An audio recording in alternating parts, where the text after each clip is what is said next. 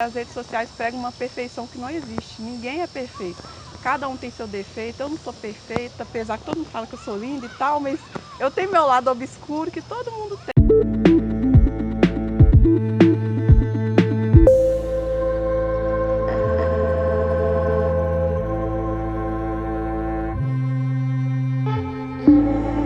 Estamos cada vez mais conectados. Há uma década atrás, jamais imaginávamos como seria a internet hoje. E agora é cada vez mais difícil imaginar as nossas vidas sem as redes sociais. O Instagram tem se revelado ser um dos principais veículos para a publicidade de empresas em todo o mundo. E é nesse cenário que surgem as mais novas profissões, entre elas a de influenciadoras digitais. Ser influencer veio da necessidade de mostrar para outras pessoas como é que eu cuidava do meu cabelo e como é que estava sendo esse processo de aceitação, tanto do meu cabelo, tanto da minha cor, tanto de quem eu sou, entendeu? Então, foi um mix, na verdade, foi um mix de muitas coisas que eu queria mostrar para todo mundo como é que era e eu, vou gravar um vídeo. E foi. A mexer com o meu cabelo mesmo, parar de, só deixar ele preso, eu pensei, poxa, eu posso falar isso para outras pessoas, sabe? Eu posso mostrar para outras pessoas como é que está sendo o meu processo e posso influenciar elas a terem esse processo também. Porque quando eu comecei a aceitar meu cabelo, eu estava no ensino fundamental. E eu cheguei lá um dia com o cabelo cacheado, super alto, e todo mundo falou, nossa, mas como assim? O que aconteceu? O que você fez no seu cabelo? Como é que você fez o cacho? E ele já estava aqui há muito tempo, só não ativava ele, né? Então eu pensei assim, nossa, tá todo mundo me perguntando, e se eu gravasse um vídeo, colocasse lá para todo mundo ver como é que eu faço, para ninguém ficar me perguntando mais.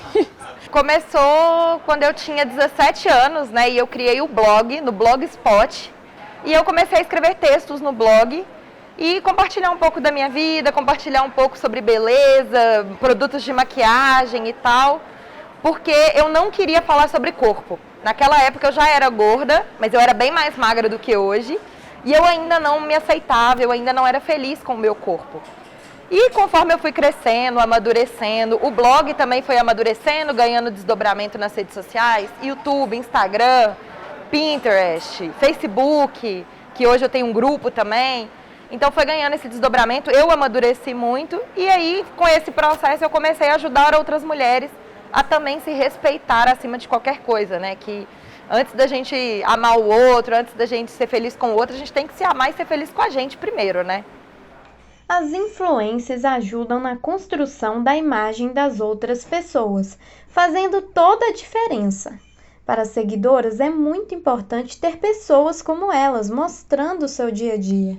Eu sigo a Cinderela, eu acho que já deve ter há mais tempo, assim, porque eu me lembro de ter encontrado o perfil dela no Facebook primeiro. Então, assim, eu vi o perfil dela no Facebook, eu vi umas dicas, assim, de moda, umas coisas do tipo, e eu já estava há um tempo procurando uma coisa mais relacionada à moda, a roupa plus size, uma coisa assim. E aí eu fui procurar essas coisas na internet e achei a Cinderela. Eu comecei a seguir o perfil dela porque eu gostei do nome. Achei muito legal. Eu acho que tudo que desconstrói o que existe de muito comum assim, entre as pessoas é interessantíssimo. E aí o Cinderela de mentira, eu falei, uai, como assim? Na época que eu criei, né, eu tinha 17 anos, eu fiz uma alusão justamente a isso, de a princesa perfeita, aquela história maravilhosa de conto de fadas à espera do príncipe, é de mentira, né? A gente não necessariamente, para a gente ser quem a gente precisa ser a princesa da Disney ou enfim. A gente pode ser perfeita dentro do nosso próprio padrão. Então eu já fiz uma brincadeira ali com isso para poder mostrar mais uma vivência real. O conceito de ser feliz comigo mesma, independente de qualquer coisa. E eu acho que esse é o ponto, sabe? É uma linha muito tênue entre você ser feliz consigo mesma e querer fazer as coisas porque você se gosta e você se odiar completamente, se comparar com o outro e fazer as coisas porque você se odeia.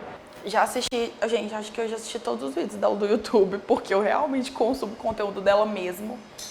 E é muito interessante.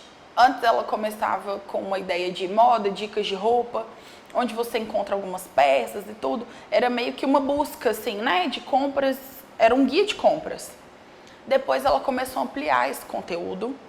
E aí passou a falar sobre autoestima, sobre saúde, sobre convívio familiar, Hoje ela fala um pouquinho do relacionamento dela, porque antes ela era mais fechada, mais reservada, não falava muito. Hoje ela fala até sobre o relacionamento, e que eu acho que é uma pauta importantíssima também. Sou ansiosa e tenho também um quadro de depressão, que uns tempos atrás, acho que uns 2 meses atrás, eu não estava nem gostando do que eu via no espelho, e aí me ajudou bastante. Eu conversei também com um amigo meu, ele é blogueiro, lá de Itabirito. E ele foi lá em casa para fazer trança, e nesse dia ele conversou muito comigo para eu não ficar com essa depressão, que eu não estava querendo tirar foto mais. Eu sempre gostei, sabe? Estava me acabando mesmo na depressão. Mesmo eu tendo uma vida boa, né, com a família, tudo resolvido, eu estava com esse transtorno.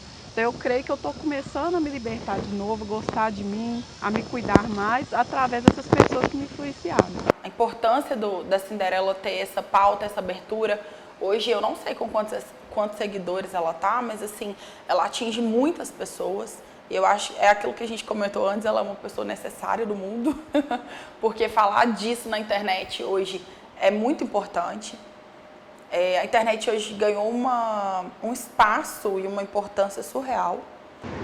A influência digital, ela tem crescido muito, junto com outras formas, né, que o meio digital, formas, né, de atuação profissional que o meio digital tem nos proporcionado. Na verdade, o digital ainda é um meio inóspito para muitos profissionais. Esse eco quase que nos primórdios da internet, né, e principalmente o protagonismo do sujeito na internet, quando a gente sai dos meios de comunicação como protagonista e foca exatamente em quem está por trás, né, desses meios, né, o sujeito. A influência, ela vem desse passado dos blogueiros, né, os primeiros blogueiros de moda, do look do dia, e que hoje não é mais a realidade 100% da influência digital. Com certeza, Boca Rosa que tá aí, me diga, pelo amor de Deus, gente. Aí quando descobriram que aquilo era lipo, entendeu? Que aquilo tudo era lipo. O tanto de menina que se matou para tentar chegar no corpo dela, né, se matou para tentar chegar no corpo dela e não conseguia, achava estranho quando foi ver era lipo, entendeu? Então, impacta negativamente, com certeza, na vida dos seguidores. Eu sei que eu não posso ter um estilo de vida de uma influência por agora, porque minha condição não permite. Mas eu não posso deixar com que isso seja verdade, sabe? Por eu não conseguir ter esse tipo de vida, eu vou me acabar na tristeza, eu vou acabar com a minha autoestima, eu não presto, eu não sou isso, eu não sou aquilo, entendeu?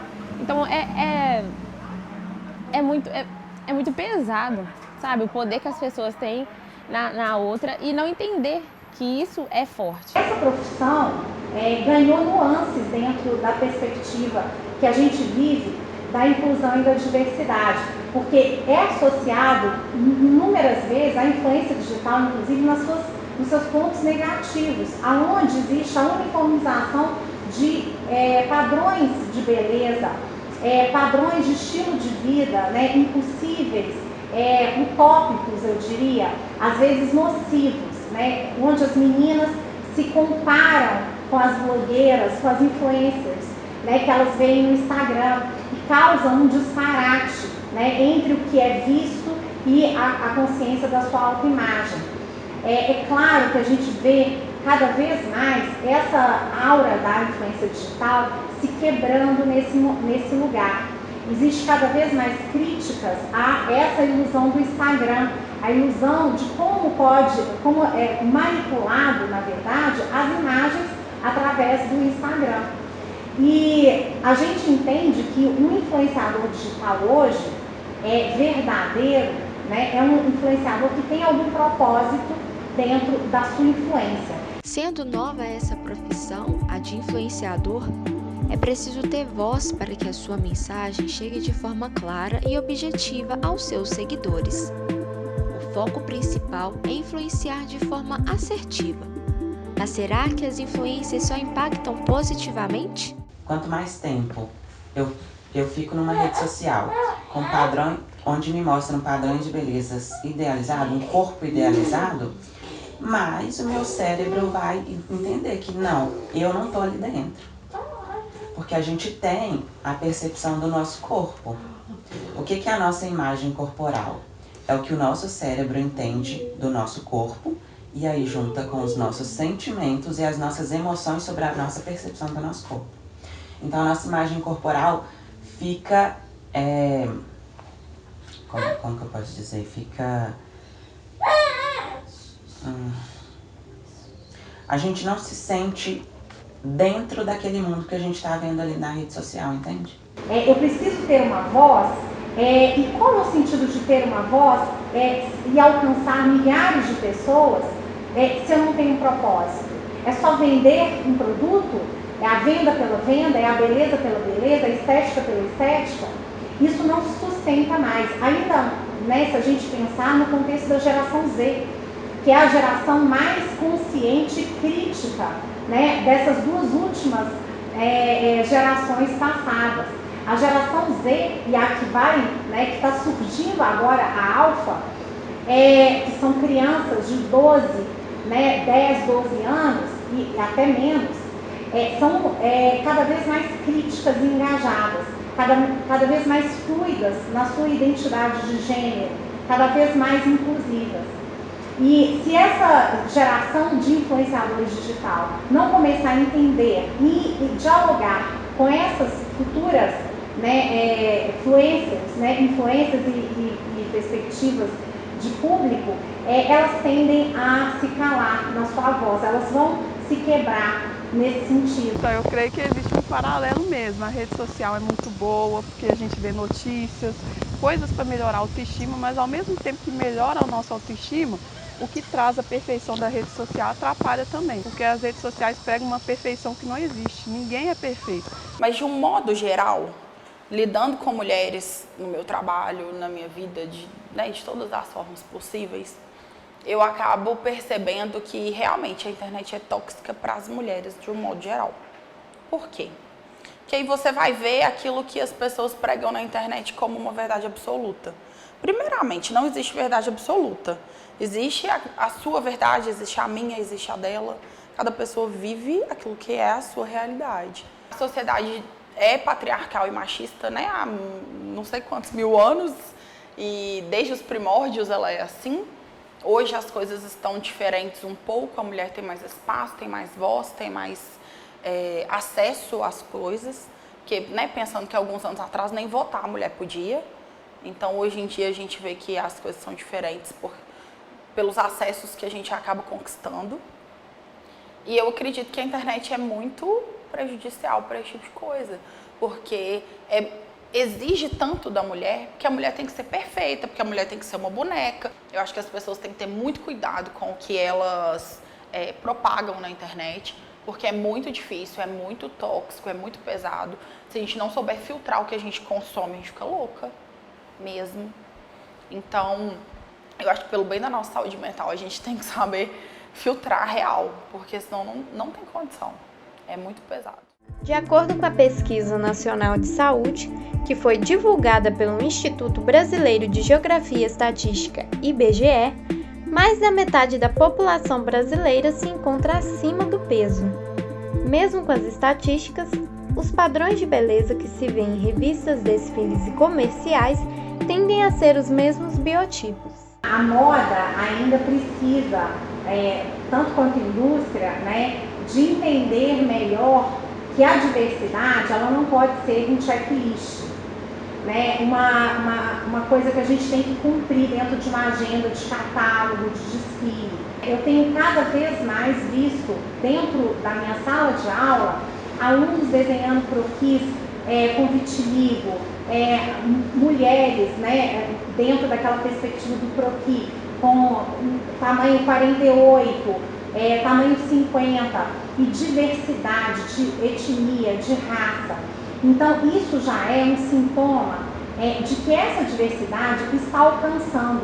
Se a indústria está preparada, eu acho que ela está caminhando, ela não está 100% preparada. É preciso que a gente ainda desenvolva um olhar que desloque a beleza para um padrão inalcançável. O bonito é o que é alcançável, o que nos faz importantes e diversos. Não só pelo corpo, mas também pela cor ou estatura, muitas mulheres não se veem representadas com frequências nas passarelas ou até mesmo nas lojas de roupas. Como criar para padrões se a maioria não se encaixa neles? A moda está preparada para a quebra dos padrões de beleza? O Brasil ele adota o padrão europeu, né? Normalmente as modelos fashion que trabalham em eventos voltados para alta moda, alta costura, high fashion, como São Paulo Fashion Week, por exemplo, usam os modelos adotados na Europa. Modelos magras, altas e de perfis diversificados. A moda ainda precisa andar muito para chegar aonde a gente deveria estar, né? Num lugar de 100% abertura, onde o capitalismo não seja tão selvagem, a ponto de até mesmo as ideias e os propósitos serem, né, capturados pela roda do capitalismo, da venda, né, do lucro, onde existe espaço, né, para existir dentro desse sistema, mas com uma intenção social, com uma intenção de impacto positivo, né, com a intenção de propósito. Hoje os alunos buscam cada vez mais o que é do cotidiano, o que é deles, o que é da vizinha, do colega, né, do amigo, do que é seu, dos seus padrões corporais, do seu padrão sociocultural, das suas referências. Então isso é muito bacana porque está atingindo aonde deve atingir, que é o lugar do centro de transformação, que é a academia, que é a sala de aula, né? Mas a indústria ainda precisa entender essa diversidade para além de um cumprimento de tabela. A indústria cosmética, a indústria da beleza e afins lucra muito com a nossa insatisfação. Ela gera uma insatisfação por meio da mídia, porque querendo ou não, a gente não se vê retratado nos ambientes, a gente não vê corpos como os nossos. Nós aqui somos diferentes, tem várias mulheres aqui, cada uma com o seu tipo de corpo e nenhum é retratado, 100%. É muito difícil você encontrar alguém que você vai realmente se ver representado ali. Então você nunca é visto como um exemplo de coisa boa, de sucesso, de felicidade. E eu, por ser gorda, sempre me vi num papel de a fraca, a coitada da novela, a que queria emagrecer, a que não era um núcleo cômico, nunca era principal ou vilã, que seja. Então, você não se vê representada nesses espaços acaba te gerando um conflito interno e uma busca por esse padrão. Até o nosso acesso às roupas era difícil. Eram roupas feias, eram roupas que você bate o olho e você fala, nossa, essa roupa não tem uma modelagem, essa roupa não é bonita. Às vezes uma roupa que parece que é para uma pessoa muito mais velha, como eu visto uma roupa que, sei lá, é para uma senhora de 60 anos, sendo que eu tô 26. Não tem condição. Infelizmente, era assim alguns anos atrás. E, gente, eu nunca fui uma pessoa magra. Se você olhar pelo, né, o que as pessoas falam, o que é o padrão que a sociedade impõe, por exemplo. Nunca fui uma pessoa magra, eu sempre fui alta, eu sempre tive muito corpo, então eu nunca vesti uma roupa padrão. Eu tinha um padrão na minha cabeça que eu tinha que ser aquilo ali, aqueles modelos que vocês veem em Fashion Week, e nunca consegui alcançar esse patamar porque é um patamar que não existe. Pela minha genética não tem como. Esse mercado de beleza padrão sempre vai existir. Há algumas quebras de paradigma, como por exemplo o cancelamento do Victoria's Secret Fashion Show, o próprio São Paulo Fashion Week ter começado a adotar pelo menos 50% do seu casting de pessoas negras ou de outras etnias, mas o mercado da modelo padrão ele sempre vai existir porque é uma mentalidade do cliente. Não adianta eu insistir, por exemplo, em incluir modelos com outros corpos, modelos com outras etnias, se o cliente não deseja, se o cliente do cliente também não deseja. Hoje em dia as marcas, até em função das redes sociais, elas operam muito baseadas no que o cliente dela quer. Isso acontece tanto na moda quanto na publicidade. As influências estão contribuindo para a quebra dos padrões de beleza, mas ainda assim falta muita representatividade. Mas por que isso ainda acontece? O cliente está mudando, então vamos mudar a forma como nós apresentamos os nossos produtos e os nossos serviços. Se o meu cliente mudou de cor, se o meu cliente mudou de corpo, se o meu cliente ficou mais velho ou mais novo, vamos selecionar modelos que conversem melhor com esse cliente. Então, o cliente de moda, ele é muito refém ainda do que o cliente dele compra. Às vezes, ainda mais nesse momento atual político que nós vivemos, qualquer coisa que fuja do padrão do que o cliente deseja, ele acaba perdendo seguidores, o que é muito grave, e principalmente acaba perdendo dinheiro. Preconceito todo mundo tem. Por mais que não seja falado, que esse preconceito ele seja velado, todos nós, claro, em medidas variadas, temos algum tipo de preconceito. O que acontece é que não adianta, por exemplo, eu querer colocar um modelo tamanho 50, um manequim 50, num desfile da Animado, porque a marca não trabalha com esse manequim. O que tem que acontecer no mercado de moda é mais marcas integrarem essas pessoas, mais marcas serem criadas com esse padrão de medidas maior. Hoje tem marcas tradicionais que trabalham do 36 e abriram o seu leque até 48, 50, 52, mas ainda é muito pouco. Não adianta eu ter modelos lindas e maravilhosas no manequim 44, 46, 48, 50, se não tem demanda de trabalho para elas. Quando a gente olha as semanas de moda pós-pandemia, a semana de moda pós-pandemia foi uma das coisas que mais me impactou nos últimos tempos, porque eu queria ter visto uma semana de moda com mais diversidade.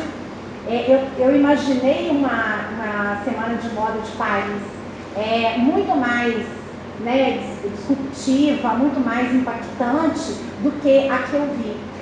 Um lugar onde a gente poderia dar voz e impacto ao que a gente tanto cultivou na pandemia, durante a pandemia, que foi esse olhar introspectivo de revisitar a indústria. Foi um momento em que a maioria dos designers se repensou. Inclusive a Bottega Veneta também se repensou. Ela saiu do Instagram, ela se reinventou como marca de moda. Eu quero estar aqui no Instagram, na internet. Qual é o meu propósito aqui? Então foi um momento pandêmico muito bacana, que a despeito de toda o cataclisma mundial de um vírus, a gente estava de fato olhando para os lugares que a gente precisava olhar. E num mundo muito veloz, não dava tempo para a gente olhar com devido cuidado. A questão de ter profissionais trabalhando para profissionais de outros perfis, ingressando em agências de modelo, é super positivo, porque passa a ideia para todo mundo que todas as pessoas realmente têm possibilidade, e elas eventualmente têm trabalho. Mas é interessante que do outro lado, na outra ponta, as marcas se conscientizem também, as pessoas se conscientizem também que é necessário abrir esse mercado. Não é só a agência de modelo que tem que fazer isso, que tem que impor.